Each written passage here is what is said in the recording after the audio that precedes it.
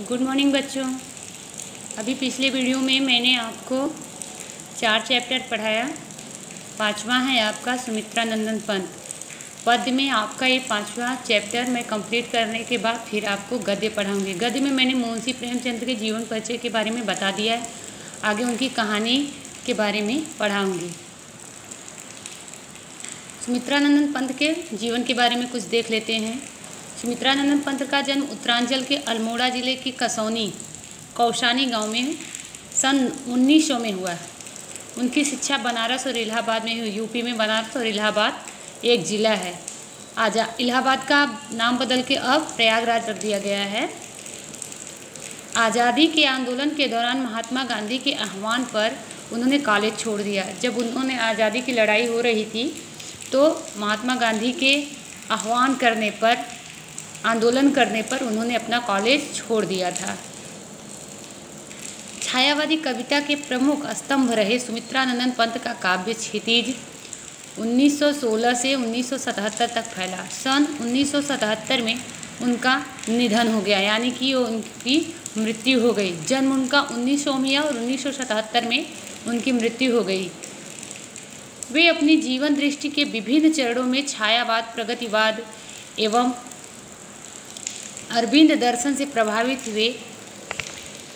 वीणा ग्रंथि, गुंजन, ग्राम्या, पल्लव, युगांत, स्वर्ण किरण, स्वर्ण धूलि, कला और बूढ़ा चांद, लोकायतन, चिदम्बरा आदि उनकी प्रमुख काव्य कृतियाँ हैं। उन्हें साहित्य अकादमी पुरस्कार, भारतीय ज्ञानपीठ पुरस्कार एवं सोवियत लैंड नेहरू पुरस्कार से सम्मानित किया गया।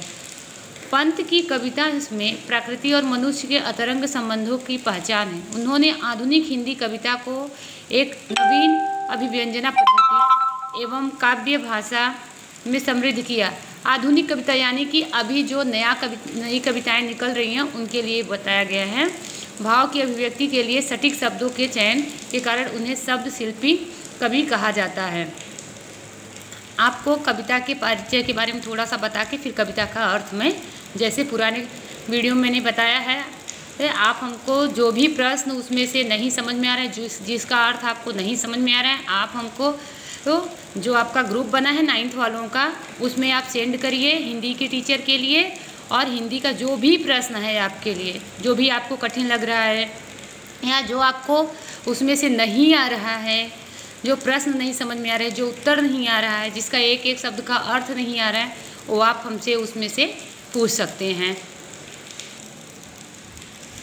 अभी मैं इस कविता का आपको थोड़ा सा परिचय बता दूं कि इस कविता में किस बारे में बताया गया है। ग्राम श्री, आपके चैप्टर का नाम है ग्राम। ग्राम यानी कि गांव के बारे में बताया गया है। ग्राम श्री कविता में पंत ने गांव की प्राकृतिक सुषमा यानी कि सुंदरता, प्राकृतिक सुंदरता के बारे में मनोहरी वर्णन किया है। उनके बहुत सारे सुंदरता के बारे में वर्णन किया है। खेतों में दूर तक फैली लहलहाती फसलें, जो खेतों में लहलहा रही हैं फसलें, उसके बारे में बताया है कि फसलें फल फूल से लदी पेड़ों की डालियाँ। जैसे देखिए बारिश के समय में क्या होता है, सब जगह हरा हरा दिखाई देता है। तो खेतों में भी आप जाएंगे तो हरा हरा खेत दिखाई देगा और फल फूल से भी जो डालियाँ हैं, टहनियाँ हैं, वो लदे रहेंगे। और पानी को, जैसे गंगा की सुंदर रेती कवि को रोमांचित करती, उसी रोमांच को अभिव्यक्ति में यह कविता उन्होंने लिखा है, जिस कविता का नाम है ग्राम श्री। यानी कि पंत जी ने इस कविता के बारे में पूरी तरह से गांव के बारे में बताया है कि गांव में कैसे खेतों में हरियाली होती है, पेड़ों पे फल लदे रहते हैं, टहनियाँ लटकी हुई रहती हैं। तो आपको अब कविता बताती हूँ। फैली खेतों में दूर तलक। एक बात है, ये हिंदी है, हिंदी में भी बहुत सारे ऐसे शब्द आ जाते हैं कठिन, जो हमको जिसका अर्थ निकालना ही पड़ता है। ये हिंदी पढ़ते वक्त कभी ये मत सोचिएगा कि हिंदी है तो इसका अर्थ नहीं होगा। हिंदी का भी एक अर्थ होता है। फैली खेतों में दूर तलक मखमल की कोमल हरियाली, लिपटी जिससे रवि की किरणें, चांदी की सी उजली जाली, तिनकों के हरे हरे तन पर हिल हरित रुधिर है रहा झलक, श्यामल तू तल पर झुका हुआ नभ का चीर निर्मल फलक। इसमें एक आपके लिए तो एक कविता है और ये है हिंदी में। आपके लिए लगेगा कि ये तो बस हमको रटने की, लेकिन इस पंक्ति का, इतने पूरे पंक्ति का क्या अर्थ होगा, क्या हम समझ रहे हैं, ये समझने के लिए हर एक शब्द का हमको अर्थ ज्ञात करना है। तो इसमें बताया गया है कि फैली खेतों में दूर तलक,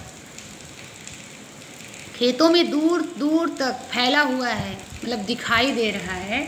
मखमल कोमल हरियाली फैली हुई है खेतों में, मखमली कोमल हरियाली फैली हुई, उस पर जब सूरज की किरणें पड़ती हैं, सुबह सुबह सूरज की किरणें पड़ती हैं तो ऐसा लगता है जैसे चांदी की जाली बिछी हुई है। जैसे हमारे यहाँ अभी देखो पत्तों पे देखो अभी सुबह सुबह का ओस गिरा रहता है, ठीक है, उसके बाद जैसे सूरज की किरणें उस पर पड़ती है तो झलकने लगता है, तो ऐसा लगता है जैसे चांदी की जाली बिछी हुई है। जब हरे हरे तिनके हिलते हैं, जो पत्ते हरे हरे हिलते हैं तो ऐसा लगता है कि जैसे उनमें हरा रक्त यानी कि खून बह रहा हो।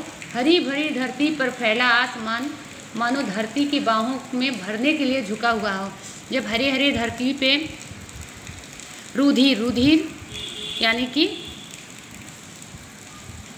झलक रहा है, उसके रुधिर यानी रक्त, श्यामल तू तल पर झुका है, उनका श्यामल यानी कि जो आकाश है वो भू यानी भूमि पर झुका हुआ है, नभ आकाश को अपने गोदी में लेने के लिए, बाहों में भरने के लिए।